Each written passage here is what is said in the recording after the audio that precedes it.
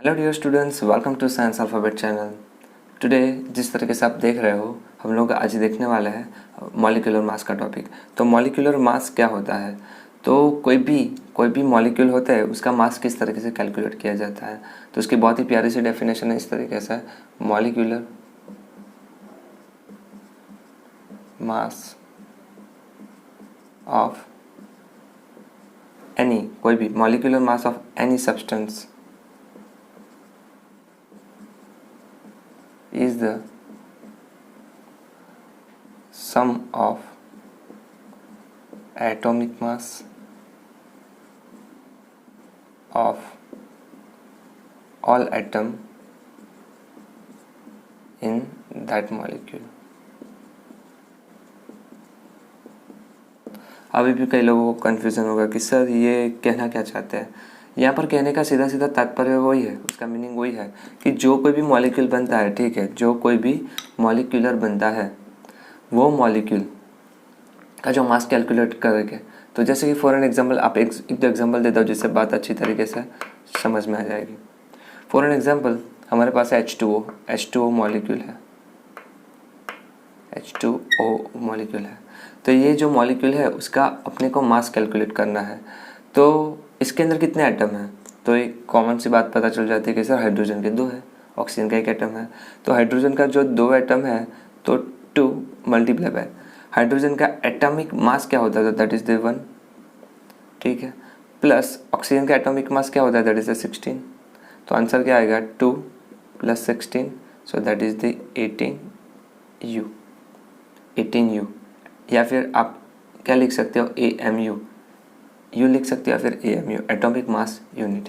तो इस तरीके से कोई भी मॉलिक्यूल होता है उसका हम लोग मास कैलकुलेट कर सकते हैं। आपको एक दो और एग्जांपल देता हूँ जिससे बात अच्छी तरीके से समझ में आ जाएगी। जैसे कि O3, O3 का कैसे कैलकुलेट करेंगे? O3 का कैलकुलेट करने का सिंपल सा तरीका है 3 × 16। तो क्या आएगा आंसर, दैट इज द 48।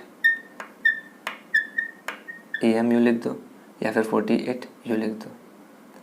सही है, बात समझ में आती है कि मॉलिक्यूलर मास का बहुत ही प्यारा सा और छोटा सा टॉपिक था। आपको 2-3 लिख के देता हूँ, आप प्रैक्टिस करना घर पे होमवर्क के फॉर्म में।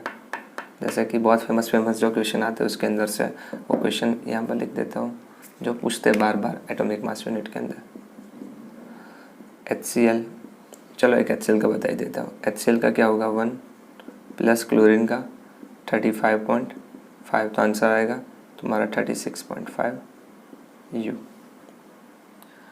तो ऐसे क्वेश्चन बार बार आते रहते हैं। तो क्वेश्चन होगा कि सर सबका याद करना पड़ेगा।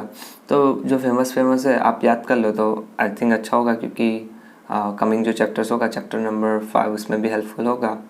सॉरी, चैप्टर नंबर 4 में मिस्टेक, चैप्टर नंबर 4 के अंदर भी हेल्पफुल होगा और 10th स्टैंडर्ड में भी हेल्पफुल होगा। थोड़े बहुत है, मैं प्रैक्टिस याद हो जाता है। उसके पहले ऐसे भी मैंने लिखवाए थे, तो आप वो शीट को देख लेना, पता चल जाएगा। ओके, एक दो और एग्जांपल देख लो प्रैक्टिस के लिए। NO3 उसका कैलकुलेट कर लेना। फिर एक और लगा लेते हैं, दैट इज़ द H2SO4। अच्छा, 3 का भी हो सकता है, तो 3 में भी लॉजिक वही होगा। हाइड्रोजन के 2 है, सल्फर का 1 है, ऑक्सीजन के 4 है। एक और यहाँ पर प्रैक्टिस पर्पस ले लेते हैं, H3PO4। चलो ये बता ही देता हूँ आपको। यहाँ पर क्या होगा 3 × 1, हाइड्रोजन का 3 है और यहाँ पर 1 आ जाएगा, प्लस फास्फोरस का आपको ज़्यादातर देंगे तो वो होता है 31 × 1, फास्फोरस का 31 है, प्लस ऑक्सीजन का क्या हो जाएगा 4 × 16। आंसर कैलकुलेट करो, आंसर क्या आएगा उसका? उसका आंसर कॉमन सा है U। इस तरीके से आप उसका आंसर लिख सकते हो। बात समझ में आ गई कि मॉलिक्यूलर मास किस तरीके से कैलकुलेट करते हैं।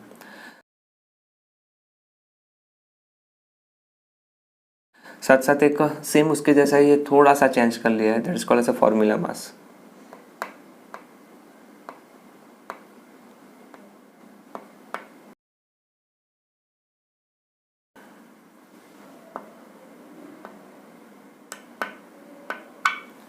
That is the formula mass, ठीक है, फॉर्मूला मास। तो फॉर्मूला मास क्या होता है? द फॉर्मूला मास वही सेम होता है, sum of atomic mass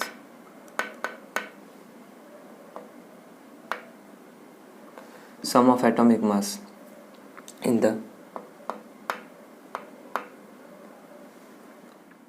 formula unit of a compound.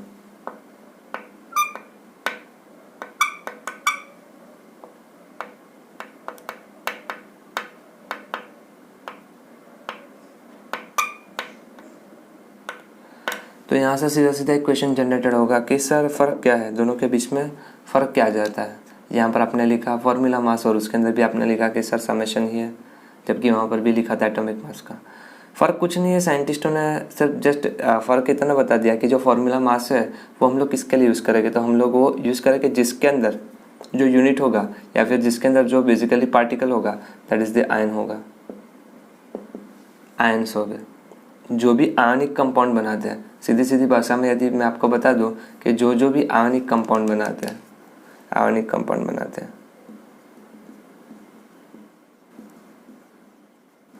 जो आयनिक कंपाउंड बनाते हैं उसके अंदर हम लोग ये फॉर्मूला मास का कंसेप्ट लगाएंगे। Actually both are the same, but ये हम लोग उसको फॉर्मूला कहेंगे जबकि उसको मॉलिक्यूल कहेंगे। एग्जाम्पल के तौर पर आपको बताओ जगह जगह जगह, चलो ठीक है यहाँ लिख देते हैं NaCl, sodium chloride KCl, potassium chloride, ठीक है। सो बहुत सारे अलग अलग आयनिक कंपाउंड आते हैं जिसके लिए हम सिर्फ जस्ट ये वर्ड को चेंज कर लेते हैं फॉर्मूला बस, बाकी तो सेम का सेम ही करना है, बाकी तो सेम का सेम ही करना है, कुछ चेंज नहीं है, ठीक है।